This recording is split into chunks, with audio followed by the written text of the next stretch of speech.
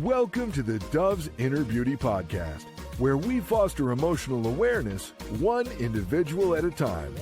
Leading the way is Demetria Nickens, a certified mental health first aid instructor and trauma recovery coach with over 2 decades of experience in fostering emotional awareness in others by engaging their mental health.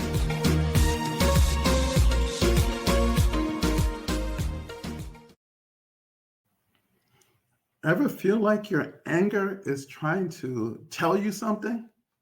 It just might be. Join us as we explore practical tips with a mental health expert on how to recognize when your anger is signaling that your boundaries are being crossed. Welcome back, everyone. Garfield Bowen, co-host / producer, back in the studio with Demetria Nickens. Demetria, how you doing today? Feeling good, feeling great. All right, so Demetria, what are practical steps for identifying when our anger is a signal that our boundaries are being crossed? So when we think about anger, there are bodily signals that happen within our body when we get upset. Whether you notice it or not, it is happening. There's something going on. Maybe you get sweaty palms. Maybe you start to feel hot in your cheeks. Maybe you feel something in the pit of your stomach. Maybe your leg starts to shake. Everybody has different things, but there's always a bodily reaction when you get angry. And so when you're starting to get angry, if you start to notice something happening, right? Like, oh man, like my palms are getting sweaty, or I'm feeling kind of hot, right?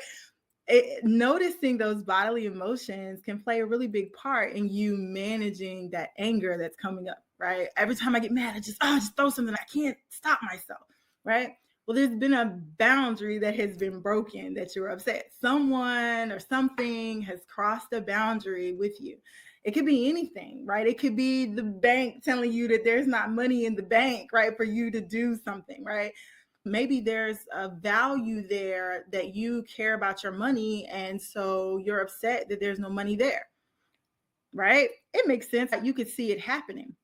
But at the end of the day, you can feel angry. That is acceptable. Feel angry. That's fine. But manage the reaction, right? And so it's important that we can see what the bodily sensations are that start to come up, so that, every time I get angry, I throw something. Maybe every time I get sweaty palms, I start to get hot, and then I pick up something and throw it. So you can stop yourself before you decide to pick it up and throw it. You just have to be willing to feel the things in order to stop yourself first. And so it's important that we, one, recognize your values, right? What matters to you? What are the things that are going to easily cross the boundary with you, right? Is it family? Is it respect? Is it acclamation? Whatever. There are many things that can be wrapped up in values. So what values are the things that if people cross this value with you, it's going to make you upset? Someone says something mean to my mom, I know, like, my anger goes at 1,000, right? Because my value is family, right? And so I know that I have to manage that. I can't just be angry and go off on people. I have to manage that. I have to be able to say, okay, this is what's happening because this is what was just said. I'm getting hot. I'm getting sweat. Okay, I need to fix this. So what am I going to do next? And really think through the next action. So there are always signs that come with emotion, bodily signs that come with emotion. We just don't ever stop and try to figure what those bodily signs are. And so we can really start thinking about what is my value connected to this situation that's happening right now? What are the bodily signs that are coming up for me in my body that I can notice in that moment? Can I stop and take a minute and notice what's happening? And then can I really think about and manage what's going to happen next instead of just reacting? Can I be more intentional about how I act next instead of just a reaction, right? We have some control. We just have to be able to stop ourselves and kind of realize these steps. Then we can move forward in the things we want to do. I guess as a guy listening and knowing that there is a female that when she gets anger, her hands start sweating and her knees start moving. I mean, when we see these things, we probably run, right? Well, and maybe that's the thing, letting someone know, hey, do you know whenever you get mad, you start to sweat and start to shaking your leg, right? Because like when they're calm, of course, don't say that when they're upset. That's not going to help. But when you're in a calm moment and everything's okay, you could say something like that to a partner or a friend or something, right? That that this happens every time. Maybe they don't even recognize it. And you telling them can be really helpful to them. So the next time it happens, they're more aware. They're like, oh man, they were right. I do start shaking my legs and I do start shaking when right. And it's going to change the entire moment the next time that happens because someone made them aware of it. It may not be a scary movie, right? Right. Absolutely. So on a serious note, how can somebody differentiate between healthy anger and overreaction? Oh, man. So it's really individualized, right? Anger is a necessary emotion. It is necessary. We all have emotions. Our emotions are valid, necessary. There's not like good and bad, right? It's all necessary. It's all telling us something about ourselves if we're willing to listen.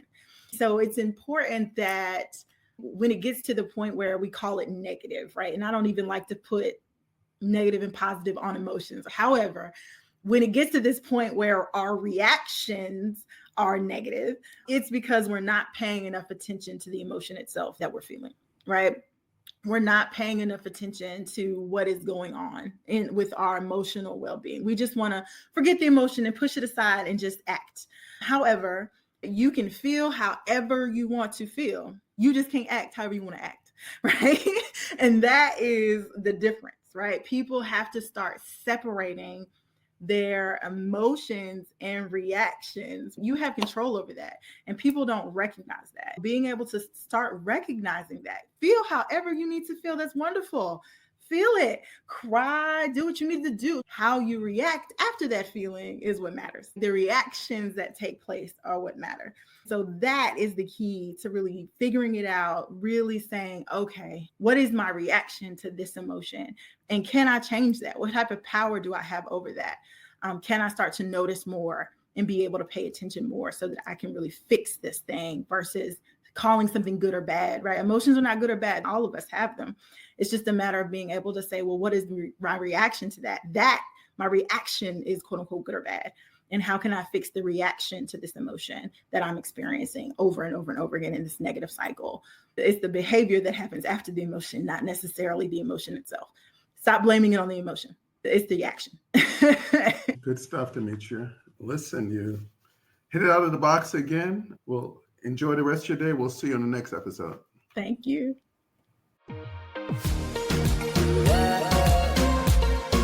Thank you for tuning in to the Dove's Inner Beauty podcast, where we foster emotional awareness one individual at a time. For a complimentary consultation, visit dovesinnerbeauty.com or call 336-298-6599. That's 336-298-6599.